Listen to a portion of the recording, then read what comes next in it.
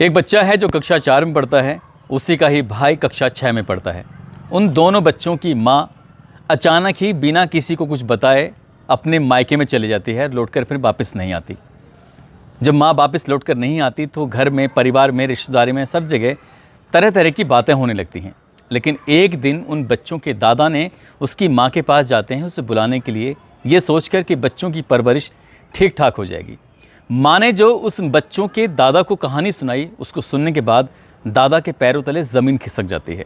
दरअसल माँ कहती है कि इन बच्चों के पिता ने अपनी ज़िंदगी में इतना कर्ज ले लिया था, चाहे वो शराब पीने को लेकर लिया हो या फिर घर के खर्च चलाने के लेकर लिया हो। 2.5 लाख रुपए से ज़्यादा का कर्ज हो चुका है। जिससे कर्ज लिया है वो व्यक्ति लगातार पैसे की डिमांड कर रहा था और ये पैसे देने में असमर्थ हो जाते हैं और लगातार कर्ज पर कर्ज चढ़ता चला जाता है। एक दिन उस कर्ज देने वाले व्यक्ति ने कहा कि यदि तुम कर्ज नहीं दे सकते तो कोई दिक्कत नहीं है, हर दिन जब भी मैं कहूँ अपनी पत्नी को मेरे पास भेज दिया करो, थोड़ा सा वक्त बिताएगी और वापस चली जाएगी, तुम्हारा कुछ जाएगा भी नहीं। यदि और पैसे की ज़रूरत है तो और पैसे भी मिलते रहेंगे।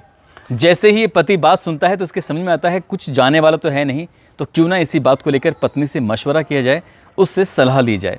वो अपनी पत्नी से जाकर कहता है कि घर का खर्च चलाने की वजह से, इन बच्चों की परवरिश करने की वजह से और थोड़ी बहुत जो मैं पी लेता हूँ उसकी वजह से मुझ पर कर्ज हो गया है और कर्ज उतरने का एक आसान तरीका है, बस तुम्हें कुछ समय के लिए उसके पास जाना होगा। पत्नी जब ये बात सुनती है तो वो इतनी स्वाभिमानी होती है, इतनी खुददार होती है कि उसने अपना पति का घर छोड़ना सही समझा, अपने बच्चों से कहते हुए कि बेटा अब मैं कभी यहाँ वापस लौट कर नहीं आऊँगी, इसलिए मुझे अपनी माँ, अपने पिताजी के घर जाना है, तुम खुश रहना। क्योंकि वो बच्चों को लेकर नहीं जा सकती थी, उसके साथ भी कुछ समस्या थी। जब ये बात वापस गांव में पता चलती है, लोगों को ये मालूम होता है कि कर्जदार की वजह से, जिसने कर्ज दिया था उसकी वजह से ये महिला गांव छोड़कर गई है, तो लोगों को वाकई अफसोस होता है। आज की कहानी जो मैं आपको सुनाने जा रहा हूँ, इस कहानी को सुनने के बाद भी आप लोगों के पैरों तले ज़मीन खिसक जाएगी। आप भी सोचकर सन्न रह जाएंगे कि इंसानियत कहाँ जा रही है। लोग छोटे से पैसों के चक्कर में आकर किसी भी इंसान की ज़िंदगी से आखिरकार ऐसे कैसे खिलवाड़ कर सकते हैं। आदाब, नमस्कार, सत श्री अकाल। मैं उस्मान सैफ़ी। आज की जो सच्ची घटना मैं आपको सुनाने जा रहा हूँ, ये सच्ची घटना है बिहार प्रदेश का एक ज़िला है सिवान और इसी का एक थाना लगता है मैरवा।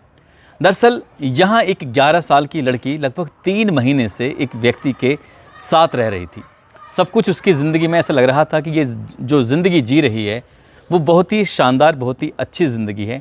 एक दिन उसके जिस व्यक्ति के साथ वो रह रही थी, उस व्यक्ति ने उसके साथ एक सेल्फ़ी लेता है और सेल्फ़ी लेने के बाद वो अपने मोबाइल के स्टेटस पर लगा देता है और वही स्टेटस को कोई व्यक्ति स्क्रीनशॉट लेने के बाद उसे वायरल करना शुरू कर देता है।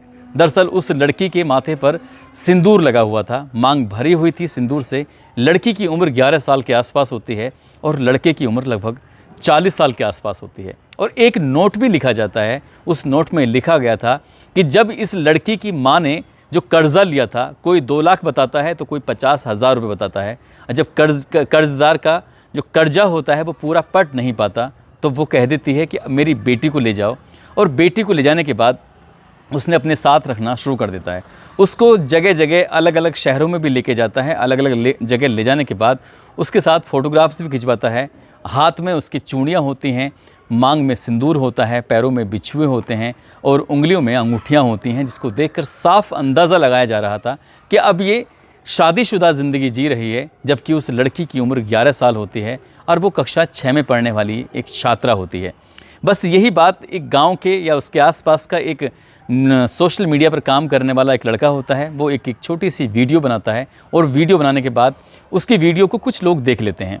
उसी के बाद कुछ और पत्रकार वहाँ मौके पर पहुँचते हैं और यहाँ जाने के बाद उस लड़की की माँ से बातचीत करते हैं। तो माँ जो कहती है वही बात अलग अलग मीडिया के वेब पोर्टल पर चलती है। अगर हम बात दैनिक जागरण की करें तो दैनिक जागरण कहता है कि 17 फरवरी 2023 को इस महिला ने थाने में जाकर तहरीर दी थी कि उसकी बेटी का एक व्यक्ति अपहरण कर लेता है और अब उसकी बेटी को वो अपने साथ ले जाता है। जब वो पहली बार देखती है कि उसकी बेटी के साथ शादी कर रखी है, उसकी मांग में सिंदूर है, उसके पैरों में बिछुए हैं, हाथ में चूड़ियाँ हैं, जब सब देखती है तो वो परेशान हो जाती है और जाकर थाने में रिपोर्ट लिखाने की कोशिश कर रही थी, लेकिन कोई सुन नहीं रहा था। जब पत्रकार इस महिला से बातचीत करते हैं तो बताती है कि उसके पास 2 बेटियां हैं और 2 बेटे हैं। जो बड़ी वाली बेटी होती है उसी का एक दूर का रिश्तेदार होता है जिसका नाम होता है महेंद्र पांडे, जो कि एक गांव लगता है लक्ष्मीपुर, वहाँ का रहने वाला होता है। वो ये कहकर उसकी बेटी को घर से लेकर गया था कि इसकी परवरिश हम करेंगे, इसकी पढ़ाई लिखाई का खर्चा हम उठाएंगे, इस लड़की को आप हमारे साथ भेज दो। वो अपने साथ उस लड़की को लेके जाता है। 2-4 दिन तो खुश रहते हैं, उसके बाद फिर वो लड़की के साथ ऐसी स्थिति में आ जाता है जैसे मियाँ और बीवी यानी कि पति और पत्नी साथ रहते हैं। हालांकि वो व्यक्ति महेंद्र पांडे पहले से ही शादीशुदा होता है, उसको 2 बेटे भी होते हैं, एक बेटा उसका विकलांग होता है, दूसरा जो बेटा होता है शायद इस दुनिया में नहीं है। लेकिन ये सब होते हुए उसकी पत्नी खुद देख रही थी, पत्नी ने कभी कोई ऐतराज़ नहीं किया और सब कुछ उसकी ज़िंदगी में वो सामान्य रूप से चल रहा था। लेकिन माँ की जब अचानक नज़र पड़ती है तो माँ थोड़ी परेशान होती है, विचलित होती है, थाने जाती है, गुहार लगाती है, लेकिन कोई सुनता नहीं है। वही व्यक्ति, ऐसा सोशल मीडिया पर दावा किया जा रहा है कि जो उस व्यक्ति ने उस लड़की के हनीमून के बाद जो फ़ोटोग्राफ्स खींचा, जो वो बहुत खुश मुद्रा में थी, उस फोटोग्राफ्स को उसने सोशल मीडिया पर अपलोड करता है। वो फोटोग्राफ्स बहुत तेज़ी के साथ वायरल होता है। उसके बाद एक के बाद एक मीडिया कर्मी वहाँ पहुँचते हैं और जब उस कहानी को बनाते हैं तो ये कहानी सोशल मीडिया पर वायरल हो जाती है कि एक महिला जब कर्ज़ लेती है और कर्ज़ लेने के बाद कर्ज़ पटा नहीं पाती, तो जिसने कर्ज़ा दिया था उस व्यक्ति ने उसकी बेटी को अपने साथ लेके जाता है, उससे शादी करता है। शादी करके एक शादीशुदा ज़िंदगी जी रहा था और वो लड़की भी खुश रहती है। जब मीडिया कर्मी उससे पूछते हैं कि तुम अपनी माँ के साथ रहना चाहोगे या फिर अपने इस व्यक्ति के साथ रहना चाहोगे जिसके साथ तुम पिछले 3 महीने से रह रहे थे, तो लड़की कहते हुए बिल्कुल भी गुरेज नहीं कहती। वो कहती है कि मुझे पैसे वैसे की बात तो पता नहीं है कि मेरी माँ ने कर्जा लिया है या नहीं लिया है, लेकिन मुझे इस व्यक्ति के साथ रहना अच्छा लग रहा है, मैं इसी के साथ रहना चाहती हूँ। सोशल मीडिया पर लगातार जब खबर वायरल हो रही थी तब ये खबर पहुँच जाती है सिवान के ही एक मैरवा थाना होता है, वहाँ के जो एसएचओ होते हैं उज्जवल कुमार, वहाँ तक जब मामला पहुँचता है तो उन्होंने इस वीडियो को, इस सोशल मीडिया पर चलने वाली खबर को बहुत ही गंभीरता से लिया और गंभीरता से लेने के बाद उस महिला से बातचीत करते हैं और बातचीत करने के बाद उस महिला ने एक तहरीर देती है। तहरीर में बताया जाता है कि 4 लोगों के नाम इसमें शामिल किए गए हैं। अब 4 हैं या कम हैं या उससे ज़्यादा हैं ये तो पता नहीं, लेकिन इस महिला ने कर्ज़े की बात को साफ इनकार कर दिया है कि कर्ज़े वाली कोई बात नहीं है। उनकी बेटी का अपहरण किया गया है और अपहरण करने के बाद उनकी बेटी के साथ उसने गलत काम किया है, शादी के जैसी उसने घिनौनी वारदात की है। जबकि भारत का कानून कहता है कि किसी भी बेटी की उम्र जब तक 18 साल कंप्लीट नहीं हो जाती तब तक शादी नहीं हो सकती। अभी उसके पढ़ने लिखने की उम्र थी। उस 40 साल के अधेड़ व्यक्ति ने जिस तरह से उस लड़की के साथ किया है, वाकई उसका भविष्य, उसका जीवन पूरी तरह से ख़राब ही कर दिया है। पुलिस ने इस मामले को गंभीरता से लेते हुए इस व्यक्ति को गिरफ्तार किया। उसके खिलाफ अपहरण की धाराओं में, पोक्सो एक्ट की धाराओं में मुकदमा दर्ज करते हुए जांच आगे बढ़ा दी है।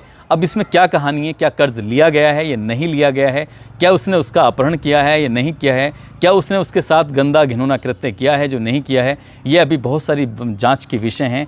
अभी पुलिस इस मामले की जांच पड़ताल कर रही है। लड़की को ऐसी जगह भेजा गया है जहाँ पर बच्चों को रखा जाता है, बाल संप्रेक्षण गृह या फिर कोई ऐसी जगह जहाँ CWC या किसी के अंडर में, ताकि उस बच्ची की जो मनोस्थिति है शायद अभी ठीक नहीं बताई जा रही है, क्योंकि उस लड़की का जो कहना है वो एक समझदार बच्चे ऐसी बात कर ही नहीं सकते।